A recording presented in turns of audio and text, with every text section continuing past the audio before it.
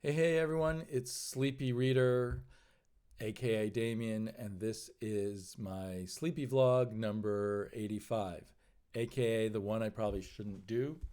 Um, I've been avoiding doing videos because I figured it's not really my place to fill my comic book videos with talks about the current crisis in our society, but that's mostly been what's on my mind. But something else came up that I wanted to publicize comic book wise. So you may have to put up with me making hopefully some just brief statements about the situation in the world right now. After I talk about TwoMorrows comics or TwoMorrows Publishing, they have put out the word that they are in financial difficulty, and they are definitely a company that I do not want to go under. They specialize in, they're kind of like a fan press, but a professional-ish fan press. I mean, I think they make money, enough money to keep it going as a career for the publishers. I'm not even positive of that. They may have another job. But they put out so much stuff, I've got to think it's become a full-time job. Anyway, they do Back Issue Magazine, the Jack Kirby Collector, Alter Ego, and many, many books. They have other magazines too, Comic Book Artist, Comic Book Writer. Um, I think it would be a huge loss to those of us who care about comics history and process and comics as an art form, at least American comics as an art form, to let this publisher go. So I went over to their website, and I've bought a lot of their stuff, and I bought a whole bunch more books that I'd put off buying, or that I hadn't noticed yet before. I decided I have the money, I'll spend the money now when it matters to them. And I also where did that piece of paper go? I also grabbed a bunch of their things that are out of print and got them digitally, such as the Thunder Agents Companion and a Gene Colan book, and some other things, some issues of Rough Stuff, which is a magazine they used to publish that was about the artistic process. Anyway, here's one of them, so that I got digitally, was Thunder Agents, and I figured better digital than not having them at all. And it makes me realize I should grab their books when I can, because they do eventually go out of print. Maybe some of them will come back in print. Here's one about Gene Colan, Secrets in the Shadows. I do love that TwoMorrows books, when you buy the physical, you get a digital copy also. It's a downloadable PDF that you can download as many times as you want. I read them on my iPad in the Books app, but there's lots of ways you could read them. And I find the digital copies particularly useful when I'm traveling. It's a good kind of light read. Sometimes travel's kind of uncomfortable or you're sleepy, but you can still read something about comic book history or comic book trivia and have a good time on a long trip. And then at home, when I have time to really sit back, I can read the books, page through them, and really enjoy the artwork and everything. So this is they have this whole Modern Masters series. This is Michael Golden. It came bundled with a DVD of Michael Golden in the studio. So this is something I've eyed, but thought, that I have priority of other things to buy. But now that TwoMorrows needed my business, I thought I'd grab it up. And I did notice that a bunch of other in the studio DVDs that I'd been eyeing are no longer available. So it was kind of a grab them while you can kind of situation. And their books on artists usually include incredibly extensive interviews with the artists, plus tons of artwork. So that's quite a pleasure. Yeah, like I think there used to be I'm not sure if I'm imagining it, but like a George Perez DVD. I really would have liked to have gotten that, and maybe a few others. Anyway, I've got the Michael Golden one now, and I'm glad to have that. This is a book that I'm really excited for, actually. Hero A Go Go. All kinds of views of all kinds of heroes from the kind of camp age of superheroes, which I think is mostly the 1960s. There was that whole intersection between the kind of British invasion, Beatles, the Monkees, and comic books, and also the whole Batman 66 phenomenon, and lots of cheesy superheroes that came out, partially in response to how well I think Marvel and DC comics were selling at the time with superheroes. Everyone else wanted to jump on the bandwagon. But I just love this stuff. So I don't know if I realized what this book was about before, but really wanted to jump on it. And this is a lot to read, a lot of information, and a lot of visual fun.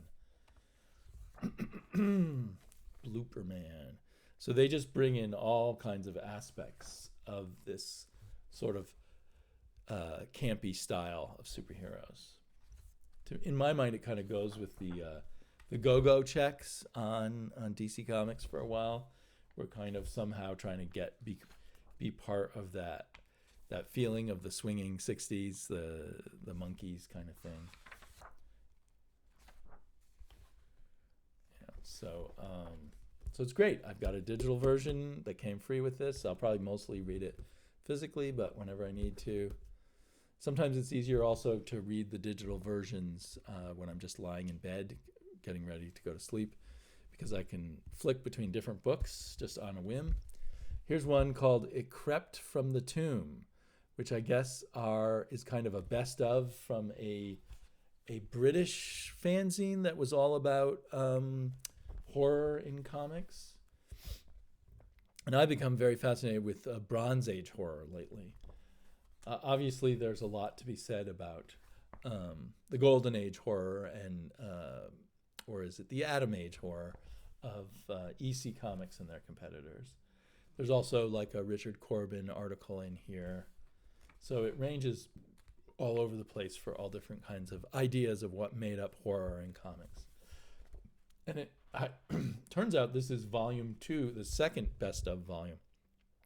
So I don't know if the first one's in print, or maybe I should just get that digitally, but I think I'm going to want both. And here's another one that I've been putting off getting just because it's so specific, the Batcave Companion, but now seemed the time for me to buy it.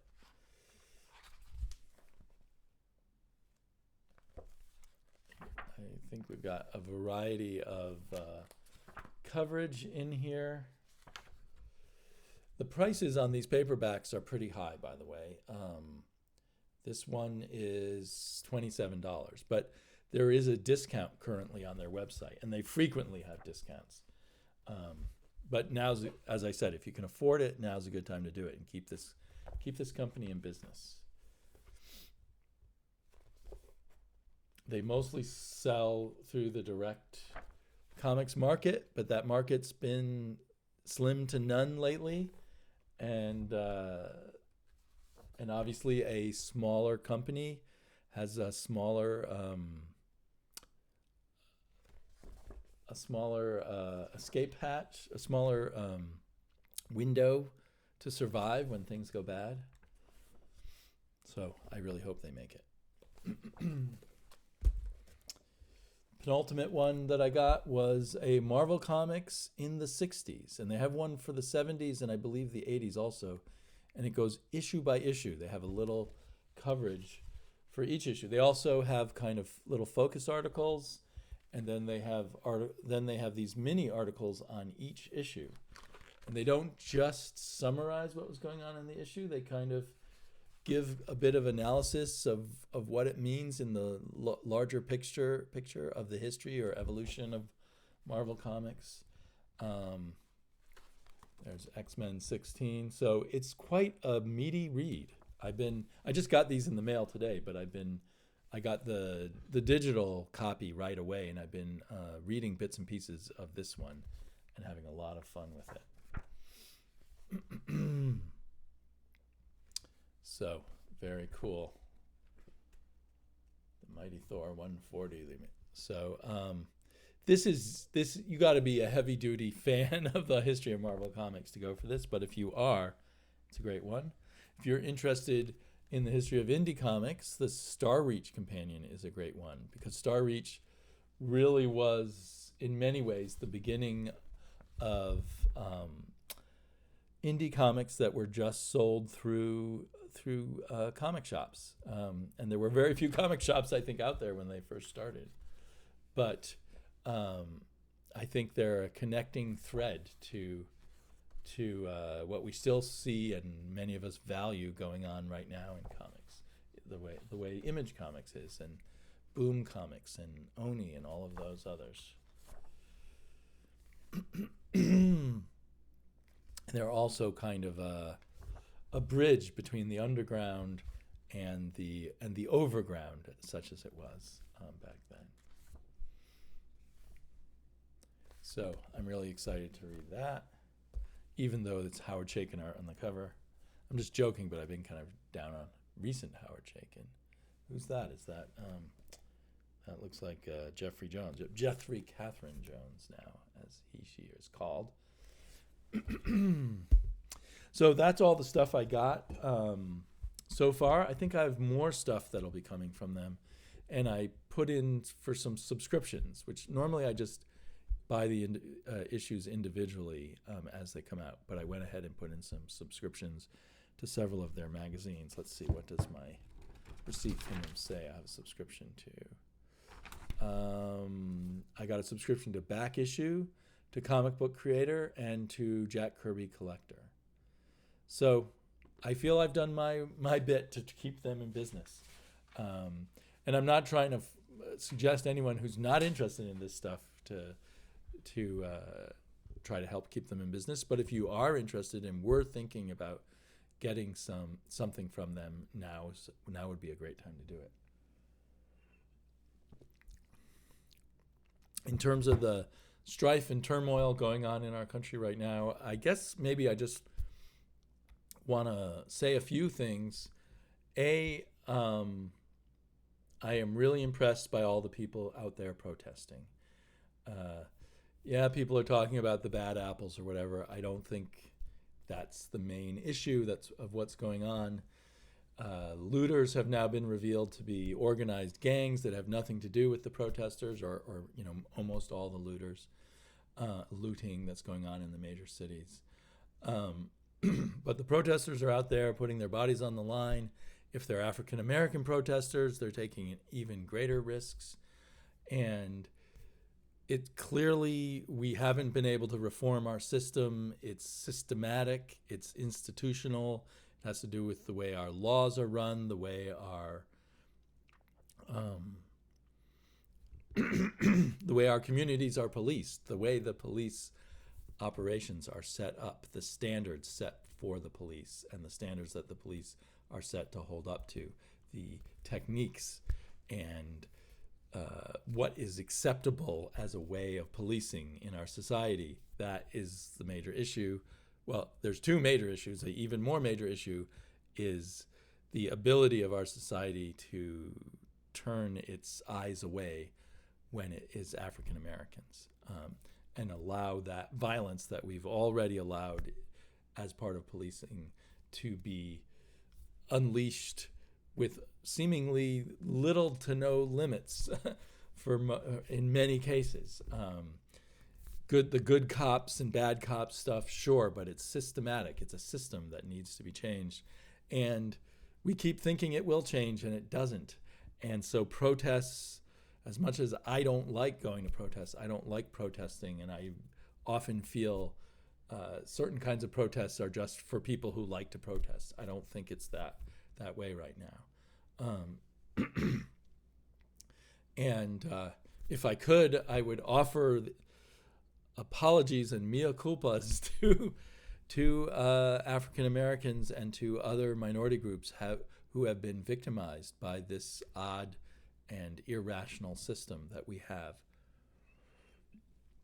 and for the fact that we white people can just put it out of our minds most of the time, or think it's being fixed by someone else, or think that it's exaggerated or not really there, or not see all the implications of examples that we've heard about.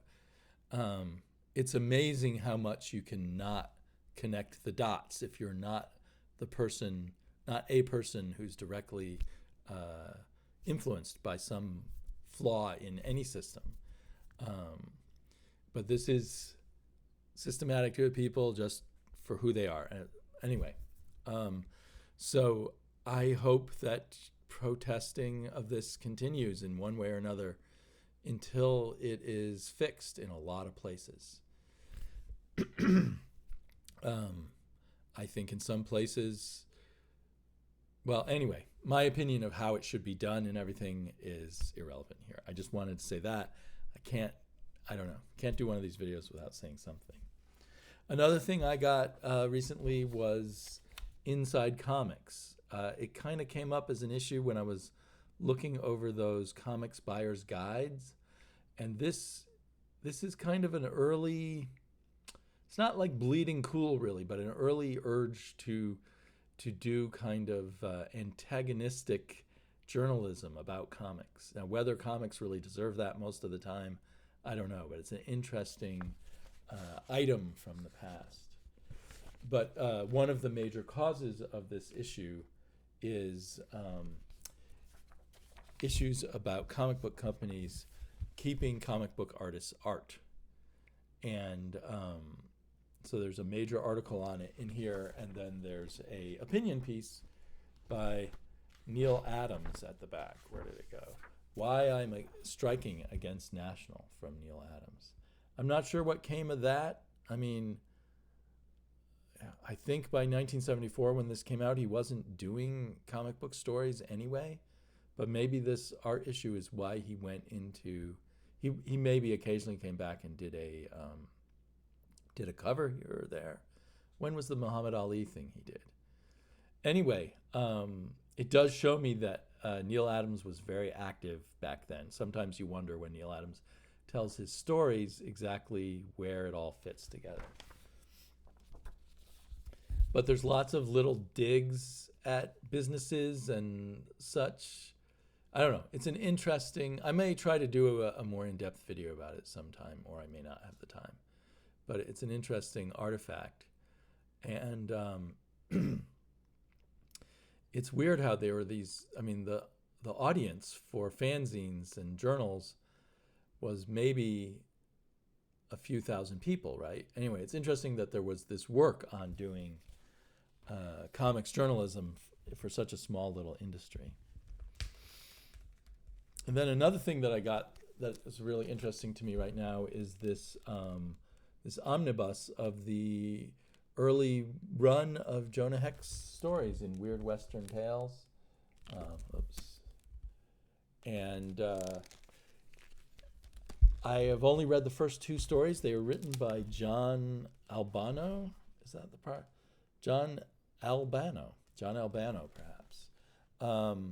Then later stories were mostly written by Michael Fleischer, and I think he's often remembered as the Jonah Hex writer. But I haven't got to the Michael Fleischer stories yet.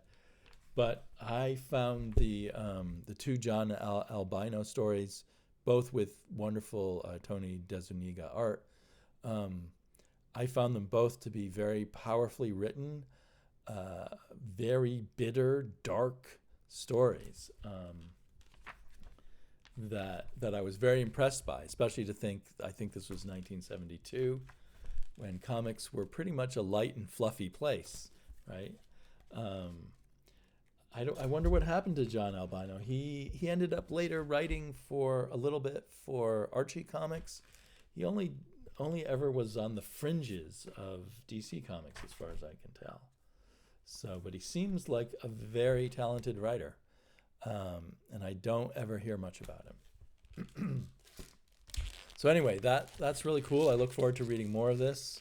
I wonder how it will change when Michael Fleischer comes on board. If I'll like that better or less.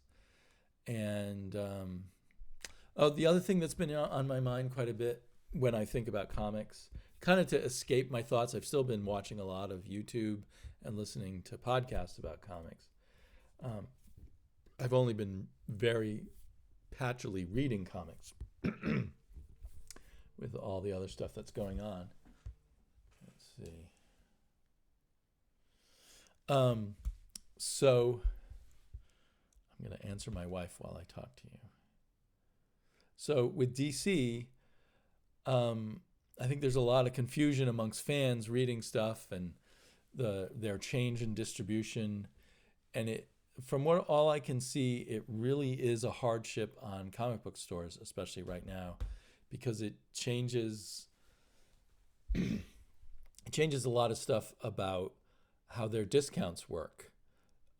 Apparently, when you order from Diamond, you don't automatically get a 50% discount.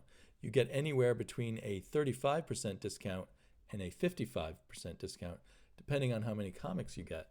If you got a whole bunch of DC comics that helped you get that higher discount, now maybe you're going to get your other comics, your indie comics, let's say, at a lower discount and not make the same level of profit. And then the other thing that we fans don't often really realize is that the comic book stores are paying the postage on everything that arrives to them. So they have it's a tricky business to be in, isn't it? Where you have to try to guess what will sell because that's not returnable. You have to pay the postage on it, and you have to buy enough stuff to get the right discounts. And my shop has decided to continue to get DC comics through the new distributor, but he's frustrated because he's going to have to get the books, the trades, from yet another distributor. So that will be more postage because, when you bundle everything together, postage is cheaper. So he'll be getting stuff from at least 3 different distributors. And he can't bundle stuff together as easily to get the higher discounts. I don't know if maybe he can manage to hit the discount marks, or maybe he can't for all of those. He gives me a 25% discount. So if he's not getting a pretty good discount himself, I don't think he can afford to keep doing that.